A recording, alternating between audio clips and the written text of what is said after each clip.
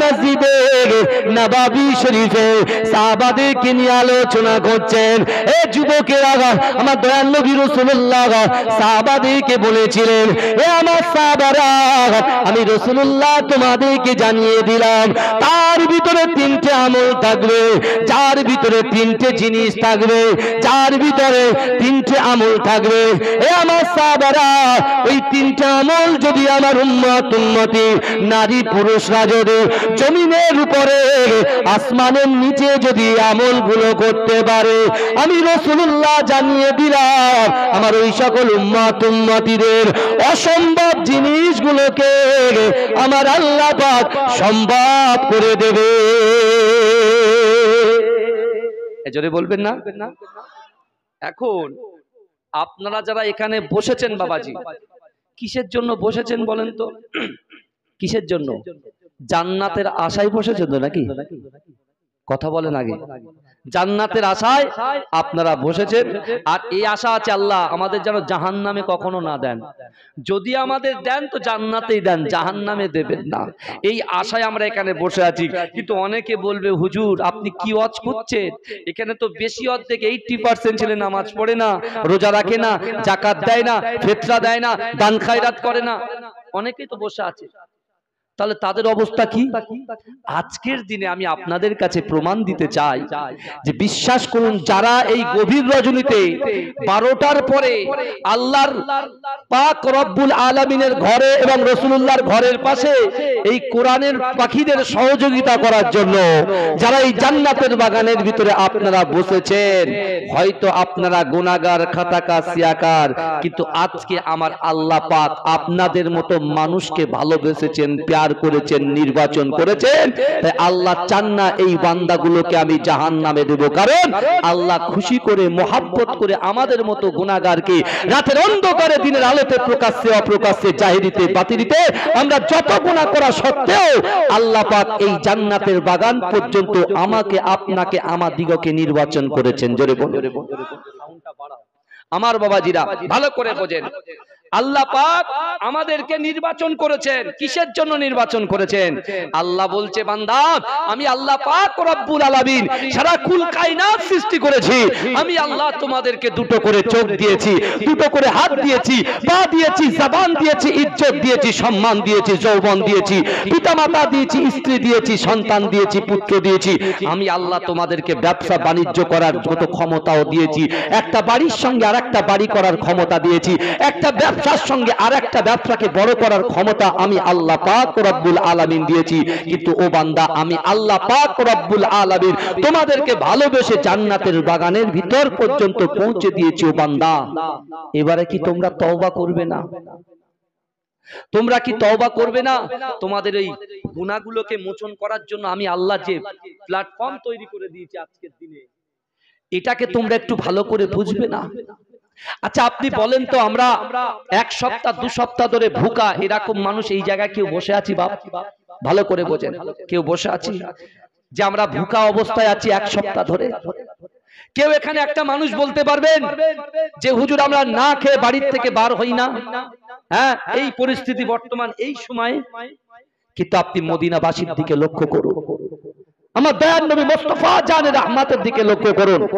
একদিন রাতের বেলা, বুখারী শরীফের হাদিসের মধ্যে এসেছে, একদিন রাতের বেলা অথবা দিনের বেলা, এমন একটা টাইম যে টাইমে সাধারণত মানুষ ঘর থেকে বার হয় না, আল্লাহ রাসূল ক্ষুধার তাড়নায় নিজে ঘর থেকে বার হলেন। শুনছেন তো আপনারা? আল্লাহ রসুল যখন বেরোলেন, রসুলুল্লাহর বার হবার সঙ্গে সঙ্গে রসুল দেখতে পাচ্ছেন হযরত আবু বকর সিদ্দিক রাদিয়াল্লাহু তাআলা আনহু বসে আছেন, আর তার পাশে আমিরুল মুমিনিন হযরত ওমর ফারুক রাদিয়াল্লাহু তাআলা আনহু, তিনিও রসুলুল্লাহর সাহাবা আবু বকরের পাশে বসে আছেন। আল্লাহর রসুল এসে বলছে, কি ব্যাপার, কি ব্যাপার আবু বকর, ওমর, তোমরা এই টাইমে? কি ব্যাপার তোমরা এই টাইমে? বলছি, ইয়া রাসূলুল্লাহ, ইয়া হাবিবাল্লাহ, হুজুর ক্ষুধার তাড়নায় আজকে আমরা বাইরে বেরিয়ে আসতে বাধ্য হয়েছি, কারণ বাড়িতে কিছু নাই। আমার ভাইজানেরা, এ নবী পাকের উম্মত উম্মতিরা, এ নবী দেওয়ানারা, বিশ্ব নবী রাসূলুল্লাহ সাল্লাল্লাহু আলাইহি ওয়াসাল্লাম ওই দুইজন সাহাবার হাতটা ধরলেন। এ যুবকেরা, আমার দয়ার নবী তার সাহাবাদেরকে কত মহব্বত করে, আমার দয়ার নবী সাহাবাদেরকে কত ভালোবাসে। এ যুবকেরা, এ নবী পাকের উম্মত উম্মতিরা, বিশ্ব নবী রাসূলুল্লাহ আবু বকরের হাতটা ধরলেন। হযরত ওমর ফারুক রাদিয়াল্লাহু তাআলা আনহুর হাতটা ধরে আমার দয়ার নবী রাসূলুল্লাহ তাদের হাত দুখানা ধরে সামনের দিকে এগিয়ে যায়। এগিয়ে যেতে যেতে আল্লাহ রাসূল সাল্লাল্লাহু আলাইহি ওয়াসাল্লামের তার একজন আনসারী সাহাবার বাড়িতে পৌঁছে যায়। কিন্তু না না না, আনসারী সাহাবাটা কিছু কাজের জন্য তিনি বাড়িতে ছিলেন না, বাড়ির বাইরে গিয়েছিলেন।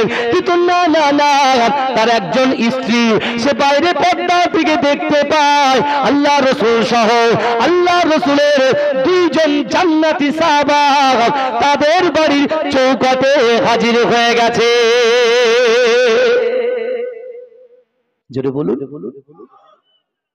আল্লাহর রাসূলের আনসারী সাহাবা বাড়িতে নাই, কিন্তু তার স্ত্রী দেখছেন, পর্দার ভিতর থেকে দেখতে পাচ্ছেন স্বয়ং বিশ্ব নবী মুস্তাফা এবং হযরত আবু বকর, হযরতে উমর হুজুর রাসূলুল্লাহর সাথে আছেন।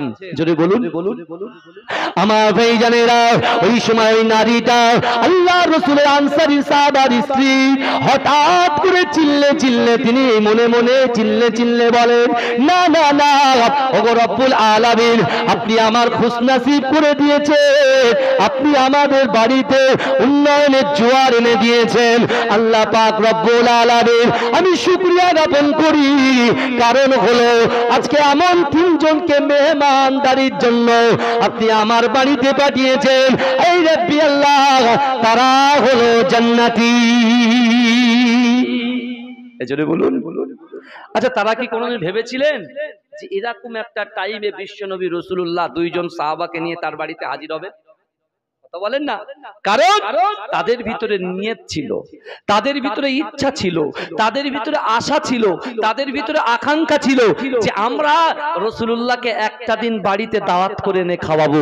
কিন্তু রাসূল সাল্লাল্লাহু আলাইহি ওয়াসাল্লাম দুইজন সাহাবা যখন এমন করছেন, দুইজন সাহাবা যখন এমন করে ক্ষুধার তাড়নায় বাইরে বসে আছেন, রাসূল সহ্য করতে না পেরে মুহাজির সাহাবার কাছে গেলেন না, আনসারী সাহাবাদের কাছে গেলেন। কারণ কি বলেন তো? আনসারী সাহাবারা তারা তো মদিনারই বাসিন্দা, এই কথা ঠিক না ভুল? আর যারা মক্কা থেকে ছেড়ে মদিনায় এসেছে তারা মুহাজির সাহাবা। তারা কি দেবে? তাদের বিবি বাচ্চা সন্তান সন্ততি ব্যবসা বাণিজ্য সবকিছু রেখে রাসূলুল্লাহর সাথে এসেছে। আর ওরা তো এখানে প্রতিষ্ঠিত করেছেন। এখানে তো অনেক ব্যবসাদার মানুষরা আছেন, ভাইরা আছেন, আপনারা দিতে পারবেন যতটা, বাইরের লোক ততটা দিতে পারবে না।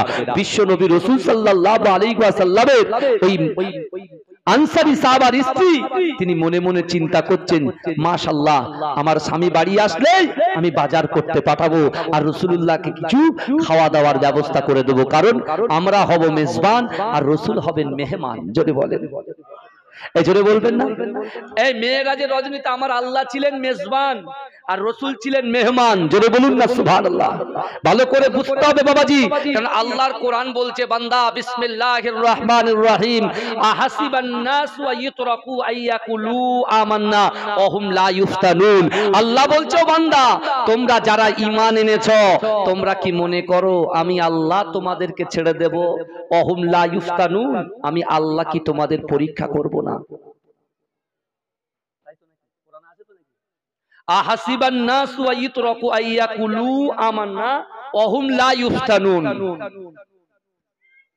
আল্লাহ বলছে, বান্দা তোমরা যারা ঈমান এনেছো, আমাদের কাছে অর্থ আছে, পয়সা আছে, আমাদের ইজ্জত আছে, সম্মান আছে, বাপ আছে, মা আছে, ভাই আছে, বোন আছে, শ্বশুর আছে, শাশুড়ি আছে, ভালো করে বুঝবেন। এখন কথাগুলো আল্লাহ বলছে, তোমরা যারা ঈমান এনেছো, তোমরা কি মনে করো আমি আল্লাহ তোমাদেরকে ছেড়ে দেব? ওহুম লা ইফতানুন, আমি আল্লাহ কি তোমাদের পরীক্ষা করব না? আমি আল্লাহ কি তোমাদেরকে পরীক্ষা করব না? অর্থ দিয়ে, সম্পদ দিয়ে, ইজ্জত দিয়ে, সম্মান দিয়ে, বাচ্চা দিয়ে, পিতামাতা দিয়ে, সন্তান দিয়ে আল্লাহ পরীক্ষা করে নেবে। কথা ঠিক না ভুল? এখন এই পরীক্ষায় যারা উত্তীর্ণ হবে, আল্লাহ যে পরীক্ষা নেবে সেই পরীক্ষায় যারা উত্তীর্ণ হবে তারা যাবে জান্নাতি, তারা জান্নাতি। আর যারা ফেল করবে, উত্তীর্ণ হবে না, তারা কোথায় যাবে? জাহান্নামে যাবে, তারা জাহান্নামী। এখন বিশ্বনবী মুস্তাফা সাল্লাল্লাহু আলাইহি ওয়াসাল্লাম বুখারী শরীফের হাদিসের ভিতরে হযরত আবু হুরায়রা রাদিয়াল্লাহু তাআলা আনহু রাসূলুল্লাহ থেকে শুনে বর্ণনা করে বলছেন যে রাসূল সাল্লাল্লাহু আলাইহি ওয়াসাল্লামের যখন ওই আনসারী সাহাবার বাড়িতে রাসূলুল্লাহ গেলেন, যাওয়ার পরে কিছুক্ষণ পর দেখতে পাওয়া যায় আনসারী সাহাবা আবার বাড়ি ফিরে চলে এসেছে। জোরে বলুন, বাড়ি ফিরে চলে এসেছে। আল্লাহর রাসূলকে দেখে সে আল্লাহর প্রশংসায় ভরিয়ে দিয়ে বলছে আলহামদুলিল্লাহ, আল্লাহ আমার রাসূল আজকে, আমরা মেজবান আর আমার রাসূলুল্লাহর জান্নাতি সাহাবা সহ রাসূল আমার মেহমান। আল্লাহ আজকে আমি রাসূলুল্লাহকে তৃপ্তি ভরে মেহমানদারি করব। জোরে বলুন, এই জন্য বলবেন না বিশ্বনবী মুস্তাফা সাল্লাল্লাহু আলাইহি ওয়াসাল্লামকে বলছেন ইয়া রাসূলুল্লাহ আপনি ওয়েট করুন, ঘরের জায়গা বিছিয়ে দিয়েছে সুন্দর করে। এই জায়গা দেওয়ার পরে আল্লাহ রাসূল বলছে আমার সাহাবা শোনো, তুমি জানো দুধওয়ালা কোনো পশু যেন কুরবানি না করো, জবাই না করো। রাসূল বলছে দুধওয়ালা কুরবানি, দুধওয়ালা পশু যেন জবাই না করো। বলছে এমন একটা পশু ক্রয় করো বা এমন একটা পশু তুমি জবাই করো যেটা যেন একটু ছোট ছোট হয়। কারণ রাসূলুল্লাহ দেখছেন যে না আমরা এসে গেছি হঠাৎ, আর এখন হঠাৎ করে যদি কারোর বাড়িতে প্রচুর লোকজন আসে তখন তো আর অনেক রকম কিছু অ্যারেঞ্জমেন্ট করা যায় না। কথা ঠিক না ভুল? হ্যাঁ, আল্লাহ রসুলের ওই সাহাবা কি করলেন, একটা ছোট্ট বকরিকে জবাই করে সুন্দর করে ভুনা করে আল্লাহর রসুলের সাহাবাদের সামনে দিয়ে দিলেন এবং সাহাবা রসুল সহ তৃপ্তি করে খেলেন। জোরে বলুন। ভালো করে বুঝবেন আল্লাহ কি নিয়ামত আমাদের দিয়েছে আর আমরা সেই নিয়ামত ভক্ষণ করে কি করছি, একটু ভালো করে বুঝে যাবেন আমি হাদিসটা এই জায়গায় কেন নিয়ে এসেছি। আমার ভাইজানেরা, এ নবী পাকের উম্মতিরা, এ নবী দেবানারা, বিশ্ব নবী রাসূলুল্লাহ সাল্লাল্লাহু আলাইহি ওয়াসাল্লামের দুইজন সাহাবা হযরত আবু বকর সিদ্দিক রাদিয়াল্লাহু তাআলা আনহু, হযরত ওমর ফারুক রাদিয়াল্লাহু তাআলা আনহু, দুজন উদার বনে খাওয়ার পরে আল্লাহ রাসূল তাদেরকে ঘর থেকে বার করছেন। এ যুবকেরা কিছুক্ষণ পরে আল্লাহর রাসূল আবু বকর ওমরকে বলছেন ও বাবা আবু বকর, ও বাবা উসমান, ও বাবা আবু বকর, ও বাবা উমর, তোমরা বলে তোমাদের ক্ষুধা কি নিবারণ হয়েছে? বলছি ইয়া রাসূলুল্লাহ হাবিবাল্লাহ আলহামদুলিল্লাহ, আল্লাহ আমাদের ক্ষুধা নিবারণ করে দিয়েছে। এ যুবকেরা এই কথা বলার সাথে সাথে আল্লাহর রাসূল চোখ দিয়ে অজার নয়নে জজ্জর করে পানি বার হয়। আল্লাহর রাসূল সাহাবাদের দিকে তাকায়, আবু বকর জিজ্ঞাসা করে ইয়া রাসূলুল্লাহ হাবিবাল্লাহ আপনি এমন করে ক্রন্দন কেন করেন? ইয়া রাসূলুল্লাহ হাবিবাল্লাহ আপনি এমন করে কেন ক্রন্দন করেন? এ যুবকেরা ওই সময় বিশ্ব নবী হায়াতুন নবী নূর নবী জনাবে মুহাম্মদুর রাসূলুল্লাহ সাল্লাল্লাহু আলাইহি ওয়াসাল্লাম আবু বকর উমরকে লক্ষ্য করে বলেছিলেন ও বাবা আবু বকর উমর শোনো শোনো, আমার আল্লাহ পাক বান্দার রুজি দেয়, বান্দার অর্থ দেয়, বান্দার সম্পত্তি দেয়, কিন্তু না না না, তোমরা যখন ক্ষুধার্ত ছিলে তখন তোমরা একটা জায়গায় বসেছিলে, এখন তোমরা ক্ষুধার্তটা তোমাদের থেকে চলে গিয়ে তৃপ্তি ভরে তোমরা যে খানা খেয়েছো, কাল কিয়ামতের মাঠেতে, কাল হাসরের মাঠেতে আল্লাহর কাছে তোমাদের এই খাবারের হিসাবগুলো পাই টু পাই দিতে হবে। এ যুবকেরা তাহলে চিন্তা করুন, দুনিয়ার জমিনে আল্লাহ আপনার ব্যবসায় বৃদ্ধি করছে, দুনিয়ার জমিনে আল্লাহ আপনার মনের আশা পূরণ করছে, দুনিয়ার জমিনে সকালবেলা আল্লাহ আপনাকে রুজি দিচ্ছে, রাত্রে রুজি দিচ্ছে, তিন বেলা উদার করে খাওয়া আমার আল্লাহ পাক রব্বুল আলামিন আমার রাসূলুল্লাহর ওসিলায় এই নলমুড়ি গ্রামবাসী মা বোনেদের ভাইদের ঘরে ঘরে পৌঁছে দিচ্ছে। কিন্তু যুবকেরা একটা বারের জন্য চিন্তা করো, আল্লাহ রাসূল সাহাবাদেরকে বললেন, ও আমার সাহাবারা, আল্লাহ কিন্তু প্রত্যেকটা জিনিসের চুলচিরা হিসাব তোমাদের কাছ থেকে নেবে। তাই আমি বলতে চাই, আল্লাহ পাকের নবী যে সকল সাহাবাগুলো দুনিয়ার জমিনের উপরে জান্নাতের সার্টিফিকেট পেয়েছে, তাদের যদি আল্লাহ হিসাব নেয়, এ যুবকেরা আমাদেরকে কেমন হিসাব দিতে হবে একটু ভালো করে চিন্তা করে দেখেন।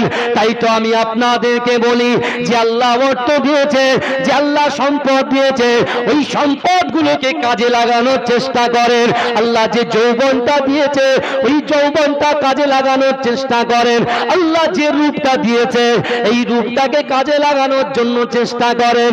এ যুবকেরা, এ নবী পাকের উম্মতিরা, আজকে আপনি চিন্তা করুন, আমার আল্লাহ পাক কোরআন পাকের মধ্যে পরিষ্কারভাবে জানিয়ে দিলেন, ও আম্মাস সাইলা ফালা তানহার, যদি কোনো মানুষ, কোনো ব্যক্তি কোনো মানুষের কাছে হাত পাতে, ওই হাতটাকে তোমরা কখনো জন্য ফেরত দিও না।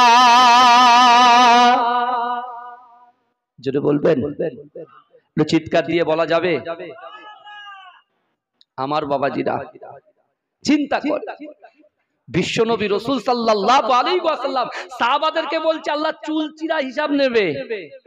শুনছেন তো? আর রাসূল বলছে চুলচিরা হিসাব যদি সাহাবাদের কাছ থেকে নেয়, তাহলে আমরা কারা? রাসূলুল্লাহর উম্মত। দিনের আলোতে, প্রকাশ্যে অপ্রকাশ্যে, জাহিরিতে বাতিনিতে কত গুনাহ হয়ে গেছে। গুনাহ তো করে করে একদম জমিন থেকে আসমান পর্যন্ত ঠেকিয়ে দিয়েছি। আর আমার যুবকদের ভাইদেরকে আমরা মহব্বত করি বলে যুবকটা বেশি বেশি করে আমি করি। কিন্তু আমার ভাইরা হিসাব দিতে পারবেন তো? নামাজ ছেড়ে দিচ্ছেন, আল্লাহর সামনে দাঁড়াতে পারবেন তো? রোজা ছেড়ে দিচ্ছেন, আল্লাহর সামনে দাঁড়াতে পারবেন তো? দান খায়রাত করা কমিয়ে দিচ্ছেন, আগে যে লোক দিত 20,000 এখন কমিয়ে দিচ্ছে 10,000, দাঁড়াতে পারবেন তো? কারণ কি? বলছে হুজুর ইনকামই হয় না, রুজিতে বরকত নাই, তা কি করে দেবো? আরে রুজিতে বরকত তো হবে, কিন্তু আপনি তো সেই ট্রাকে হাঁটছেন না, আপনি তো এদিক ওদিক করে ফেলে দিচ্ছেন। আপনার পীরের আওলা আমার মুজাদ্দেদ জামান দাদা হুজুর পীর কেবলা রাহমাতুল্লাহ আলাইহি, এই বাংলার জমিনে যখন কোনো মাদ্রাসা ছিল না, কোনো মাদ্রাসা ছিল না, আমার মুজাদ্দেদ জামানে 30,000 খলিফা আছে। কত হাজার? জোরে বলেন। 30,000। 30,000 খলিফা আছে।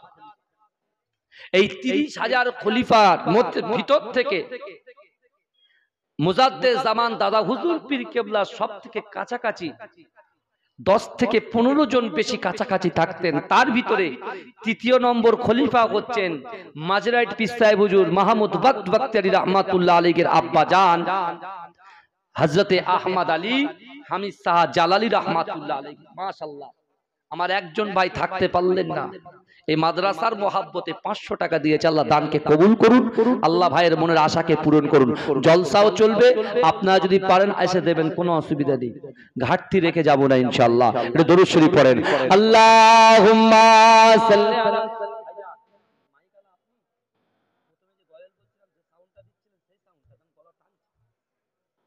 একবার ভালো খাইয়ে দিয়ে পরে আবার খারাপ খাইয়ে দিলে মুশকিল হয়ে যাবে না? তার উপরে রাত্রের বেলা আর একটু চা দিতে বলেন ভাই, এসে এক ফোঁটা কিছু খাওয়ার তো দূরের কথা, ডাইরেক্ট তাড়াহুড়ো করেই শুধু চলে এসছে। বাবাজি ভালো করে বোঝেন, বিশ্বনবী রাসূল সাল্লাল্লাহু আলাইহি ওয়াসাল্লাম তিনি তো আমাদের প্রত্যেকটা বিপদ আপদ থেকে সেভ করে দিয়ে গেছেন। জোরে বলবেন না সুবহানাল্লাহ? প্রত্যেকটা বিপদ আপদ থেকে যদি সেই ট্রাকে আমরা হাঁটি, আমাদের উপরে কোনোদিন বিপদ আসবে না, কোনোদিন বিপদ আসবে না।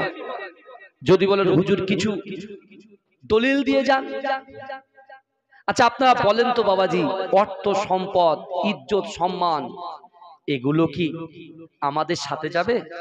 কবরে কি যাবে বলেন তো বাবা? কবরে দুটো জিনিস যাবে, ঈমান যাবে আর আমল যাবে, এর বাইরে আর কিছু যাবে? কথা বলেন। ঈমান যাবে আর আমল যাবে, এর বাইরে আর কিছু যাবে না। ঈমান আমাদের তো আছে, আমরা কালেমা পড়েছি লা ইলাহা ইল্লাল্লাহ মুহাম্মাদুর রাসূলুল্লাহ। আমল কি আছে আমাদের? আমার আপনার আমল কি আছে? আমরা তো জলসা শুনি বাবু, আমল কি আছে? তাই রাসূল ১৫০০ বছর আগে তিনটা আমল দিয়ে গেছে, কোরআনের দলিল দিয়ে গেছে, আর বলে গেছেন আমার রাসূল জবান দিয়ে যে কথা বলে আসমানের উপরে ওই কথাটাকে আমার আল্লাহ কবুল করে নেয়। জোরে বলে, জোরে বলা যাবে না। রাসূলুল্লাহ সাল্লাল্লাহু আলাইহি ওয়াসাল্লাম প্রথম সাহাবাদেরকে যে আমল দিয়েছেন, সেই আমলের ভিতরে প্রথম যে কোরআনের আয়াতটা তেলাওয়াত করেছিলেন, ১ নম্বর বিসমিল্লাহির রহমানির রহিম, ইয়া আইয়ুহাল্লাযীনা আমানু ওয়াত্তাকুল্লাহ ওয়া কুনু মা'আস সাদিকিন। জোরে বলুন। ১ নম্বর আল্লাহর ভয় আমল আমাদের করতে হবে। ১ নম্বর আমল কি বাপ? আল্লাহর ভয়। ২, রাসূল বলেছেন বিসমিল্লাহির রহমানির রহিম, কুল ইন কুনতুম তুহিব্বুনাল্লাহা ফাত্তাবিউনি ইউহিব্বুকুমুল্লাহ। আমার আল্লাহ নবীকে বলছে, হাবিব আপনি জানিয়ে দেন আপনার উম্মতি আমার বান্দা বান্দিকে, যারা আমি আল্লাহ আমাকে ভালোবাসতে চায়, আমাকে ভালোবাসার জায়গায় আপনাকে ভালোবাসে, আপনাকে মহব্বত করে, আপনিটাকে বিশ্ব নবী মুস্তাফা। জোরে বলেন। তাহলে ১ হলো আল্লাহর ভয়, ২ হলো রাসূলুল্লাহর মহব্বত, ৩ নম্বরে যেটা রাসূল বলেছেন কোরআন শরীফে, যে কোরআনের কারখানায় আপনারা এসে বসে আছেন, বিশ্বাস করেন এই কোরআন খুলেন ৮২টা জায়গায় আকিমুস সালাত, নামাজ কায়েম করো, এই কথা বলা হয়েছে। আমার ভাইজানেরা, এ নবী পাকের উম্মতিরা, এ নবীর দেওয়ানরা, বিশ্ব নবী রাসূলুল্লাহ সাল্লাল্লাহু আলাইহি ওয়াসাল্লাম আজ থেকে ১৫০০ বছর আগে সাহাবাদেরকে বলেছিলেন, হে আমার সাহাবারা, আমি রাসূলুল্লাহ তোমাদেরকে জানিয়ে দিলাম যার ভিতরে ৩টি আমল থাকবে। ১ হচ্ছে আল্লাহর ভয়, ২ হচ্ছে রাসূলুল্লাহর মহব্বত, ৩ হচ্ছে নামাজে পাঠিতে তোমাদের মনের কথা, তোমাদের অন্তরের কথা, তোমাদের কষ্টের কথা তোমরা যদি আল্লাহর সঙ্গে প্রকাশ করো, আমার আল্লাহ পাক তোমাদের অসম্ভব জিনিসগুলোকে সম্ভব করে দেবে। জোরে বলুন। আমার ভাইজানেরা, আল্লাহর রাসূলের একজন মুহাব্বতের সাহাবা, যার নাম হলো হযরত উবাদা রাদিয়াল্লাহু তাআলা আনহু। সাহাবাদের অনেক সাহাবা ছিল, ওই সাহাবার ভিতরে অত পরিচিত তার ছিল না। এই যুবকেরা মসজিদে নববী শরীফে আমার রাসূলুল্লাহ যখন এই কথা বলেছিলেন, আল্লাহর রাসূলের ওই সাহাবা হযরত উবাদা রাদিয়াল্লাহু তাআলা আনহু মনে মনে নিয়ত করেছিলেন, মনে মনে সংকল্প করেছিলেন, ওগো রব্বুল আলামিন আল্লাহ, আপনার হাবিব বলেছে যার ভিতরে আল্লাহর ভয় থাকবে, যার ভিতরে রাসূলুল্লাহর মহব্বত থাকবে, যার ভিতরে নামাজ থাকবে, আল্লাহ তার অসম্ভব জিনিসকে সম্ভব করে দেবে। এ যুবকেরা, ওই সাহাবা উবাদা আল্লাহর দরবারে দুহাত উত্তোলন করলেন, ওগো রব্বুল আলামিন আল্লাহ, আমি উবাদা আপনাকে ভয় করি, আপনার রাসূলকে মহব্বত করি, আমি ৫ ওয়াক্ত নামাজ আল্লাহর রাসূলের পিছনে আদায় করি। না না না, আমি আমার চোখে দেখি যারা নামাজ পড়ে না, যারা দান খায়রাত করে না, যারা আপনাকে ভয় করে না, যারা সাগীরা গুনাহ করে, যারা কবিরা গুনাহ করে, যারা পরকীয়ার মধ্যে লিপ্ত থাকে, ওগো রব্বুল আলামিন আল্লাহ, সকলকে তো আপনি অর্থ দিয়ে ঢেলে সাজিয়ে দিচ্ছেন, সকলের তো বহু উট আপনি দান করছেন, কিন্তু ওগো রব্বুল আলামিন আল্লাহ, আমি উবাদা আমার মনের খয়েশ, মনের ইচ্ছা, আপনার হাবিব আপনার দোস্ত বলেছে, না না না, 3টা আমল যদি আমার কোন উম্মত করে, আমার কোন সাহাবারা করে, আমি রাসূলুল্লাহ জানিয়ে দিলাম আমার আল্লাহ পাক তাদের মনে আশাটাকে কবুল করে না। পিছনের ভাইরা একটু জোরে হবে। হ্যাঁ, উবাদা রাসূলুল্লাহর কথাটা শুনেছে, শুনে সে করছে যে আমার তো নামটা কত নাই। আচ্ছা, অনেক তো ওলামারা জলসা করে, তো সবার কি এরকম নাম ডাক আছে না? কিছু কিছু ভাইরাল বক্তাদের বিশাল নাম না, এই কথা বলেন না। আমার বাবাজিরা। কিন্তু আল্লাহর রাসূলের ওই সাহাবা হযরত উবাদার অত বেশি নামডাক ছিল না। কারণ কি? নুন আনে নুন খায়, নুন আনতে পান্তা ফুরায়, এরকম একটা কথা আছে না? বলে হুজুর নুন আনি নুন খায় আর নুন আনতে পান্তা ফুরায়। এরকম একজন সাহাবা যার কাছে অর্থ ছিল না, বাড়ি ছিল না, ব্যবসা ছিল না, বাণিজ্য ছিল না, কিন্তু ছিল তার কলিজার ভিতরে আল্লাহর ভয়, রাসূলুল্লাহর মহব্বত। জোরে বলুন। সে মসজিদে নববীতে রাসূলুল্লাহর এই কথা শুনে সে একদিন ফজরের নামাজ পড়ছেন, ফজরের নামাজ কায়েম করে আল্লাহর কাছে দুহাত তুলেছেন। আপনারা যেমন ফজরের নামাজে আল্লাহর কাছে হাত তোলেন, আমার মা বোনেরা যারা নামাজ আদায় করে তারাও আল্লাহর কাছে হাত তোলে। তোলে কি তোলে না? কথা বলে।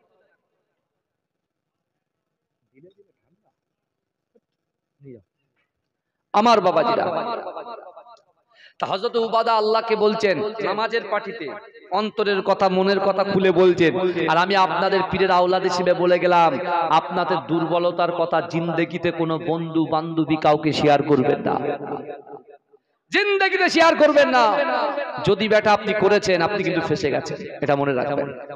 কারণ আপনি যে বন্ধুকে বিশ্বাস করে, যে বন্ধুর বিশ্বাস করে আপনি বলছেন, সেই বন্ধু কিন্তু চায়ের দোকানে চায়ের চুমুক দেবে, আপনার নামে গীবত করবে, যে জানিস তো ওর এই সমস্যা আছে, ওর এই সব আছে, নানান রকম জিনিস মায়েদেরকে বলে গেল। তা হযরত উবাদা ফজরের নামাজে মসজিদে নববীর ভিতরে সুন্নাত আদায় করে আল্লাহর কাছে কাঁদতে শুরু করলেন। ও রব্বুল আলামিন, আল্লাহ পাক, আমার অর্থ নাই, সম্পদ নাই, আমার ইজ্জত নাই আল্লাহ পাক, কিন্তু আমার রাসূলুল্লাহ সাল্লাল্লাহু আলাইহি ওয়াসাল্লাম তিনি বলেছেন, কোন মানুষের ভিতরে আল্লাহর ভয়, রাসূলুল্লাহর মুহাব্বত নামাজে পাঠিতে সে যদি আল্লাহর কাছে চায়, আমার আল্লাহ পাক তাকে সেটা পূরণ করে দেয়। এ যুবকেরা, এ নবী পাকের উম্মতিরা, হযরত উবাদা রাদিয়াল্লাহু তাআলা আনহু আল্লাহকে বলছে, আল্লাহ পাক, না না না না না, আমি আপনার কাছে কিছু বেশি কিছু চাই না, আমি শুধু চাই আপনি মদিনার জমিনে অনেক ব্যক্তি আছে তারা ঠিকঠাক ভাবে ইবাদত বান্দেগি করে না, আল্লাহ পাক রব্বুল আলামিন তাদেরকে আপনি অর্থ দিচ্ছেন, তাদেরকে আপনি সম্পদ দিচ্ছেন, তাদেরকে অনেক উটের মালিক করিয়ে দিচ্ছেন, কিন্তু না না না, আমি উবাদা আমার কিছু উটের মালিক করে আল্লাহকে বলল, আল্লাহ সবাই তো উট চাইছে, সবাই তো উট চাইছে, সবাই তো নামাজ পড়ে না, রোজা রাখে না, কিন্তু আপনাকে আল্লাহ বলে স্বীকার করে তাদেরকে তো আপনি ভরিয়ে দিচ্ছেন, আমি তো সত্যিকারের আপনাকে ভয় করি, রসুলকে মহাব্বত করি, ভালোবাসি, তাহলে আমার কি দু চারটে উটের ব্যবস্থা আপনি করে দেবেন না? ভাই, রুজি দেনেওয়ালার মালিক কে? কথা বলেন না। ইজ্জত দেনেওয়ালার মালিক কে? আবার রুজি কেড়ে নেওয়ার মালিক কে? ইজ্জত কেড়ে নেওয়ার মালিক কে? আমার আল্লাহ। আমার আল্লাহ বান্দাকে বলছে, বান্দা তোমরা কি জানো আমি আল্লাহ তোমাদেরকে কতটা ভালোবাসি? আল্লাহ বলছে, বান্দা ওহুয়া মাকুম আইনা মা কুনতুম, আল্লাহ বলছে, বান্দা তোমরা যেখানে আমি আল্লাহ সেখানে। জোরে বলেন, জোরে বললেন না। আবার কোরআনে আয়াতে আছে,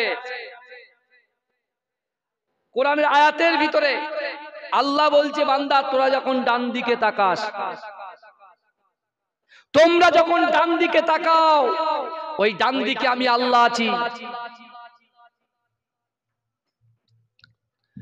আল্লাহ বলছে, বান্দা তোমরা যখন বাঁ দিকে তাকাও, ওই বাঁ দিকেও আমি আল্লাহ আছি। আল্লাহ বলছে, বান্দা তোমরা যখন সামনে তাকাও, সামনেও আমি আল্লাহ আছি। বান্দা তোমরা যখন পিছনে তাকাও, পিছনেও আমি আল্লাহ আছি। জোরে বলেন, জোরে বলেন না। ফাআইনামা তুআল্লু ফাসাম্মা ওয়াজহুল্লাহ। এই বুঝতে পেরেছেন? এই যে কোরআনের আয়াতটা, আল্লাহ বলছে ডান দিক বাঁ দিক সামনে পিছনে যেখানেই তাকাও সেখানে আমি আল্লাহ আছি। জোরে বলেন। তাহলে আমাদের সাথে তো আল্লাহ আছে, এর থেকে বড় সুবিধা আর কি আছে আমাদের? কিন্তু আমার ভাইজানেরা, এ নবী পাকের উম্মত উম্মতিরা, এ নবী দিওয়ানা, আমার আপনার নবী দয়ার নবী জনাবে মুহাম্মদ রাসূলুল্লাহ সাল্লাল্লাহু আলাইহি ওয়াসাল্লামকে আমার আল্লাহ পাক এত মুহাব্বত করেছিলেন, এত ভালোবেসেছিলেন, এত প্যার করেছিলেন। আমার দয়ার নবী রাসূলুল্লাহ জবান থেকে যে কথা বলে আসমানের উপরে আমার আল্লাহ পাক ওই কথাটাকে কবুল করে নেয়। আল্লাহ রাসূলের এই কথা শুনে আল্লাহ রাসূলের গরীব সাহাবা, আল্লাহ রাসূলের মুহাব্বতে সাহাবা হযরত উবাদা রাদিয়াল্লাহু তাআলা আনহু আল্লাহর কাছে দোয়া চেয়েছিলেন। কিন্তু যুবকেরা, এ নবী পাকের উম্মত উম্মতিরা, কিছুদিন যাবার পরে ওই উবাদাকে আল্লাহ পাক 4টে উটের মালিক বানিয়ে দিয়েছিলেন। এজন্য বলে জিন্দেগিতে আমার আপনার দ্বারাই একটা ছাতা কেনা অসম্ভব। সেই পয়সা তাদের ছিল না, সেই অর্থ ছিল না। আর সেই উবাদার আল্লাহ পাক রব্বুল আলামিন 3টে আমলের মাধ্যম দিয়ে যার রুজি রোজগার কিছু ছিল না তাকে আল্লাহ কটা উটের মালিক করলেন? এই কথা বলেন কটা? 4টে। আল্লাহ বলছেন বান্দা অহুম লা ইফতানুন। বিশ্বনবী মসজিদে নববী শরীফের পাশে হুজরা মোবারকে রাসূল গেলেন, আর রাসূলুল্লাহর সামনে টল দিচ্ছেন, অর্থাৎ একবার ওই ঘর থেকে এই ঘর, একবার নবী মসজিদে নববী থেকে রাসূলুল্লাহর হুজরা মোবারক, আর রাসূলুল্লাহর হুজরা মোবারক থেকে রাসূলুল্লাহর মসজিদে নববী পর্যন্ত। হযরত ওমর হুজুর তরোয়ালটা নিয়ে পাক দিচ্ছেন, বুঝতে পারছেন না? সিভিক ভলেন্টিয়াররা এই নলমুড়ের এখানে একটা সিগন্যাল আছে না বাবাজি, বলেন না, ওরা ডিউটি পালন করে। তো আল্লাহর রসুলের সাহাবারা আল্লাহ রসুলকে এত মহব্বত করতেন, কারণ মক্কা থেকে খবর আসছে যে ওরা অ্যাটাক করবে মদিনায়, আল্লাহর রসুলকে নাস্তানাবুদ করবে।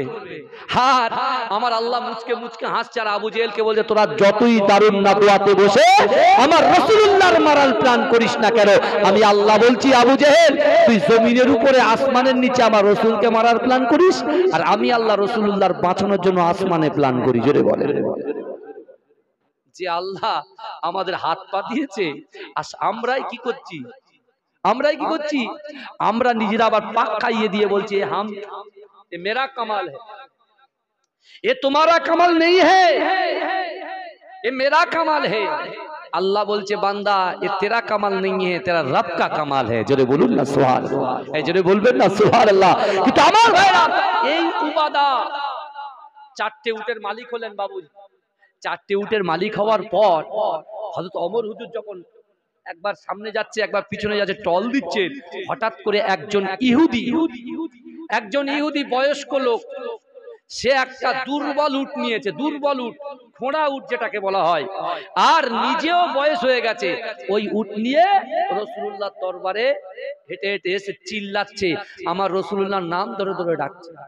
আচ্ছা আপনারা বলেন তো, কেউ যদি আমার সামনে আমার পাশে এসে যদি বলে মোহাম্মদ মোহাম্মদ, আপনার গুসা রাগ হবে কি হবে না? কথা বলে। যার ভিতরে ঈমান আছে তার কলিজা কিন্তু আগুন ধরে যাবে। আবার ওই ছেলেটা যদি আবার বলে হযরত মুহাম্মদ মুস্তাফা নবী পাক সাল্লাল্লাহু আলাইহি ওয়াসাল্লাম, তখন ইচ্ছা হবে ভাই তুই 1 কাপ চা খা। মনে হবে কি হবে না আগে বলেন? হ্যাঁ, এখন কিছু কিছু লোক বলছে নবী সাহেব, এই বুঝতে পারছেন না? আল্লাহ কিছু টাকা দিয়েছে, অর্থ দিয়েছে, তারা এসে বলছে নবী সাহেব, আমাদের নবী সাহেব বলেছে। নবী সাহেব নাই, সাহেব মানে কি? আমি জানি ওখানে আমাকে দাওয়াত করে নিয়ে গেছে, যদি কিছু বলি হয়তো আমার স্টেজ থেকে নামিয়ে দেবে। আরে কুছ পরোয়া নেই, কুছ পরোয়া নেই, আল্লাহ সব কিছু দেখেন। আল্লাহ বলছে বান্দা ইন্না রাব্বাকা লাবিল মিরসাদ, নিশ্চয় আমি আল্লাহ বান্দার দিকে দেখি। ও বান্দা তুমি যে ঘরের ভিতরে অভিনয় করো, ঘরের বাইরে অভিনয় করো, লোক দেখানো করো কি আল্লাহকে খুশি করার জন্য করো, আমি আল্লাহ অ্যাডভান্স সব কিছু জানি। জোরে বলে এই নুকানের কি আছে? কথা বলেন না, নুকানোর কিছু আছে নাকি? একটু কথা বলবেন ভাই। কিন্তু আমার বাবাজিরা, বিশ্ব নবীর দরবারে ওই ইহুদি এসে আমার নবী পাকের রাসূল পাকের নাম ধরে ধরে ডাকছেন। ওমর হুজুর আর সহ্য হলো না, উনি দৌড়ে এসে তরোয়ালটা বার করেছে, কল্লাটা আলাদা করবে, আর হঠাৎ করে রাসূল বাইরে এসে বলছেন, এ ওমর তুমি খামোশ হয়ে যাও, ইন্নাল্লাহা মা'আস সাবিরিন, তুমি সবর করো, ধৈর্য ধরো, আল্লাহ আমাদের সাথে আছে। জোরে বলেন, এই জোরে বলা যাবে না। এবং অমর হুজুরের সামনে ওই ইহুদি ব্যক্তিটা বলছে, মোহাম্মদ শোনো, আমি তোমার কাছে কোরআন শিখতে আসি, আমি তোমার কাছে দিন শিখতে আসিনি, আমি তোমার পাশে বসে কোরআন শুনতে আসিনি, আমি তোমার হাতে হাত দিয়ে কলেমা পড়ে মুসলমান হতে আসিনি।